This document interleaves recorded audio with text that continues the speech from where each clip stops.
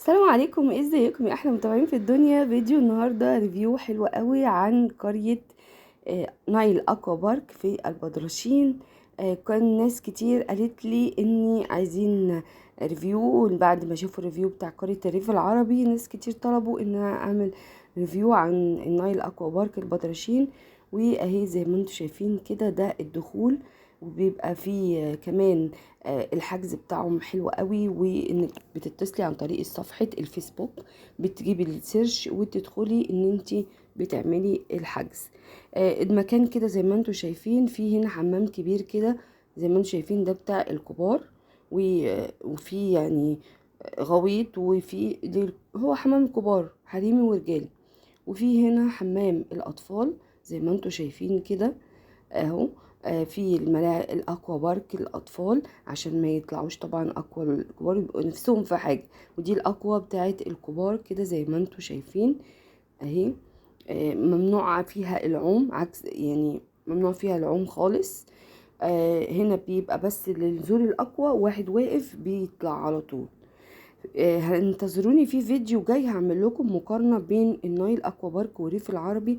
الفيديو اللي بعد ده هيبقى حلو قوي وهيعجبكم، المميزات والعيوب بين الاتنين. الاطفال هنا ليها اقوى وبتاع كده، فيها دش كده زي جردل بيعبي الميه ويطلعوا الاطفال بيبقوا فرحانين قوي. وكمان فيها مسرح واغاني طول اليوم، والمكان كبير جدا بصراحة. وممكن تقعدي قريب من وهنا ده برضو التصوير اهو زي ما انتم شايفين بالتعبان والنسور. فقرة الساحر كانت جميلة جدا، الأولاد حبوها قوي ومتفاعلين معاها جدا. اللي حابب يقعد جنب الباند والموسيقى عند المسرح بيقعد جنب حمام الكبار، وفي حمام أقوى للأطفال قريب برضو من المسرح. والمكان متغطى بشمسيات كده كبيرة، تقعدي براحتك. المكان حلو قوي وواسع وجميل.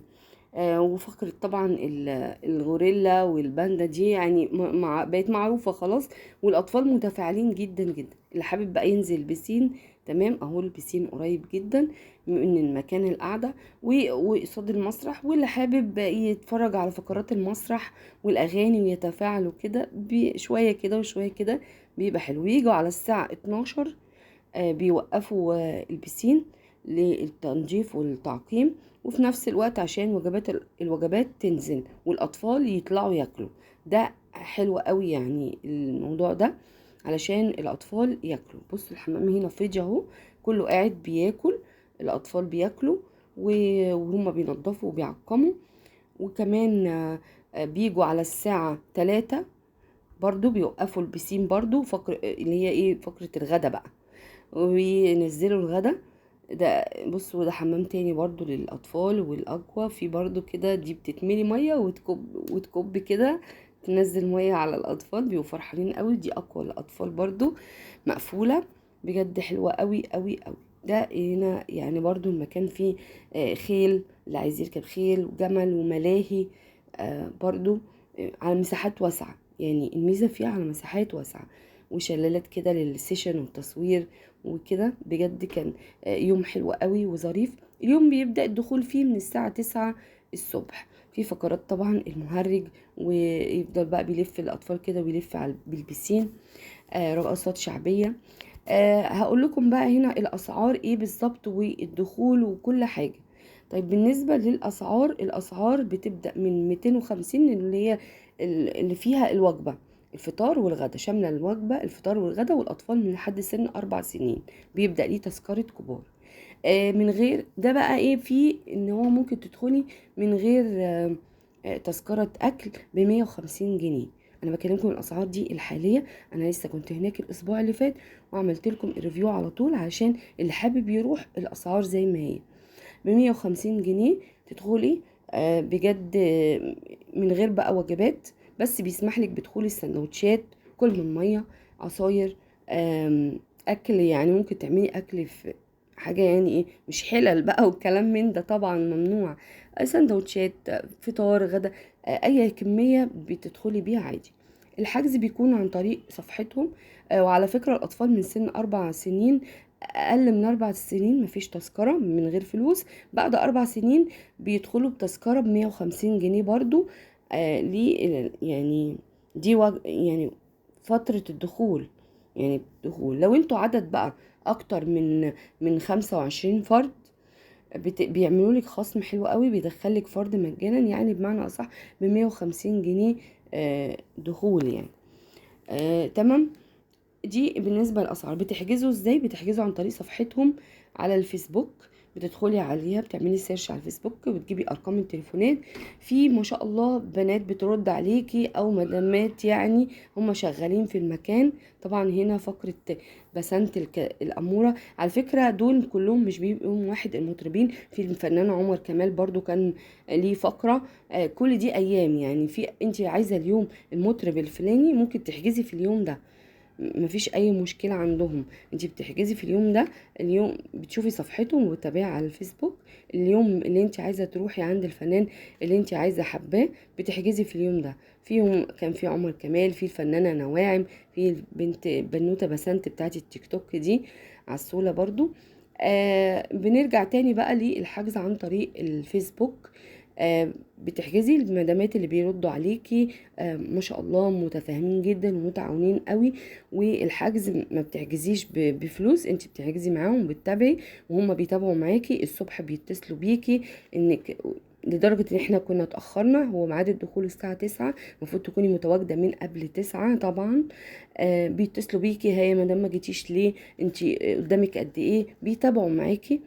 وما شاء الله عليهم، يعني لحد بالليل، لحد الساعة 10 ما كنتش مقررة العدد اللي هيجي قد ايه بالظبط، بقت تتصل بيا.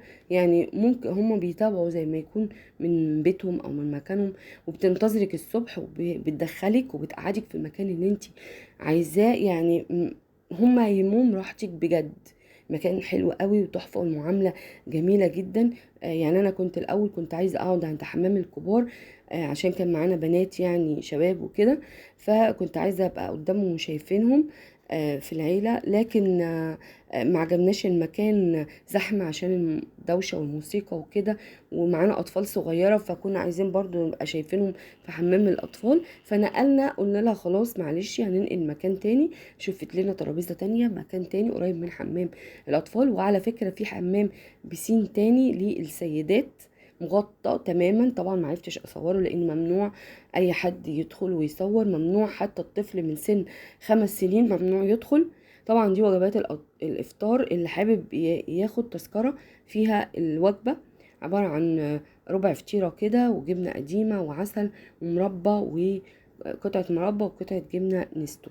الغدا زي ما انتم شايفين، رز و4 صوابع كفتة ومخلل وصوص كده طحينة. وبرده ممكن وجبة تانية، ربع فرخة ورز بسمتي ومخلل برضو وطحينة. ووجبة تانية ميكس جريل، دي عبارة عن قطعتين فراخ وقطعتين كفتة وبرضو مخلل والطحينة ورز طبعا بسمتي. وجبات الأطفال اللي تحت دي كلها واحد ثابتة للأطفال، حواوشي وبطاطس ومخلل، وممكن بيتزاية صغيرة أو سندوتش برجر وبطاطس وبرضو كاتشب. دي وجبات الاطفال. واللي فوق وجبات الكبار، اللي فوقيهم كده اللي بيختاري وجبه واحده بس للاطفال من الثلاثه دول، ليكي وبرده للكبار وجبه واحده للكبار، لحسن تكونوا فاكرين ان كل دي وجبات الكبار مره واحده. لا، بتختاري وجبه من الوجبات دي زي ما انتي عايزه. زي ده اختيارك وانتي حرة فيه. الحمامات بقى هناك نظيفة جدا جدا، حمامات كتير قوي قوي كبيرة، يعني ممكن اكتر من 10 12 حمام، ما بين التواليت وما بين اماكن للتشفيع في المكان. اصلا دي الطرقه بتاعت الحمامات، يعني الحمامات على اليمين على الشمال كده وانت داخله، ده دخول الحمامات. والحمامات كلها على صف واحد على الشمال. بجد حلو قوي. ومكان المرايه وكده بعيد خالص عن الحمام، في اول دخول الحمام المرايه والحوض والتواليتات. وفي جزء للدش، واللي عايز ياخد دش وبس من غير تواليت.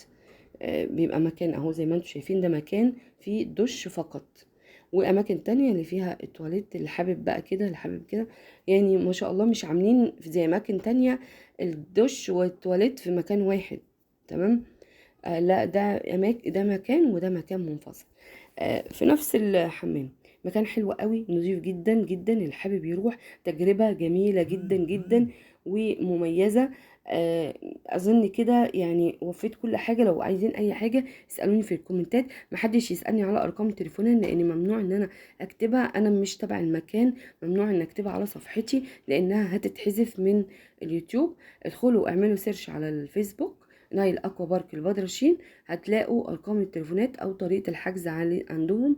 بجد يعني المكان هيعجبكم قوي قوي. انا ممكن انزل لكم سكرين كده وانا بسجل بارقام التليفونات برضو، يعني اللي حابب ياخد سكرين شوت لارقام التليفونات ويتصل بيهم. مش فاكره ان انا اكون نسيت حاجه. حمام السيدات مغطى وحلو قوي. هو عيبه الوحيد انه بيكون ساقع شويه علشان طبعا متغطي، غير الحمامات التانية اللي بتبقى في الشمس. في ميزه حلوه قوي حمام السيدات ان هو فيه تواليت جوه مخصوص ليه، كمان في اوضه لتغيير الملابس، وكمان مكان بتحطي فيه متعلقاتك. يعني لو انتوا رايحين بنات بس وعايزين تقضوا اليوم كله جوه فانتي مش هتخرجي. حلوة قوي للمنتقبات، بتخشي جوه بتغيري، والحمام جوه كمان التواليت، فما بتحتاجيش ان انتي تخرجي وتلبسي تاني وتطلعي بره. فالمكان حلو قوي قوي في الحكايه دي.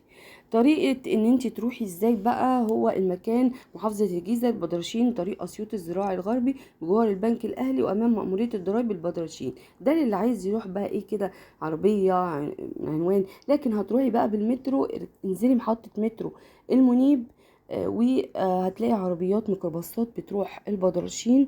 هتركبي الميكروباص وتقولي له نزلني عند نايل اكوا بارك، وتقولي له العنوان. هو طبعا معروفة هناك جدا طريق اسيوط الزراعي ده، وبتنزلي هناك نص ساعة من محطة مترو منيب، يعني مش بعيد قوي. اللي حابب يروح المترو طبعا، اللي حابب يروح العربية اسهل، عايز يطلب اوبر هيكون برضو جميل. اللوكيشن سهل ومعروف، العنوان اهو بتكتبيه على اللوكيشن وبيظهر لك على طول. بجد حلوة قوي. دي بقى طبعا اياد ابني وعمر ابني الصورة، يعني اول مرة بقى هيظهروا معايا. بجد المكان حلو، خروجه حلوة قوي للعيلة. لو انتوا اكتر من فرد ممكن يعمل لكم خصم، وكمان ممكن يديكي. احنا اخدنا كمان تذكرة اللي هي ايس كريم، كل واحد ليه ايس كريم كده مجانا مع التذكرة باكج. انت يعني بتقولي للمدام العدد والخصم اللي انت عايزاه، تقولوا انا عايزة خصم، انا معايا عدد كبير، فبيبدأوا ان هم بيدوكي خصم، والخصم ده بيكون مثلا يعني فوق ال25 فرد يعني. تمام. المكان زي ما انتوا شايفين برضو هنا بيبيعوا فشار، حمص شام، عصاير، كلها اسعار في المتناول، مش غالية قوي، حاجة بسيطة يعني للمكان. وده الفنان هوبا طبعا معروف جدا. على فكرة الفنانين دول كلهم مش كلهم موجودين في نفس اليوم، ولكن كل فنان ليه يوم معين كده وبيعلنوا على صفحتهم. وانت لو حابة مثلا اليوم بتاع الفنان ده تحجزي في اليوم ده، لو هتروحي يوم كده عشوائي عادي برضو ممكن تسأليهم اليوم اللي انا جاية فيه ده مين اللي جاي. هتلاقي برضو هما كل ده معلنين على صفحتهم على الفيسبوك. في حاجة كمان حابة اقولها لكم، ان في مكان للمصلى للسيدات او للرجالة، وفي هناك برضو غرف لتغيير الملابس، او يعني ورا بستارة كده. كمان الحمام نضيف جدا، في حد بينظف الحمام بشكل يومي يعني طول اليوم. بجد المكان حلو، خروجه عائليه حلوه قوي. هتتبسطوا. ولو انا نسيت حاجه اكتبوها لي في الكومنتات وانا هجاوبكم. واستنوني الفيديو اللي جاي مقارنه حلوه قوي بين قريه الريف العربي والنايل اكوا بارك، مميزات وعيوب. الفيديو هيكون مهم جدا للي حابب ومحتار يروح انهي فيهم. هقول لكم كده كل المميزات والعيوب. استنوني الفيديو اللي جاي قوي جدا. تابعوني، ومتنسوش تشتركوا في القناه وتفعلوا زر الجرس عشان كل الفيديوهات الجديده توصل لكم. بحبكم في الله، باي باي.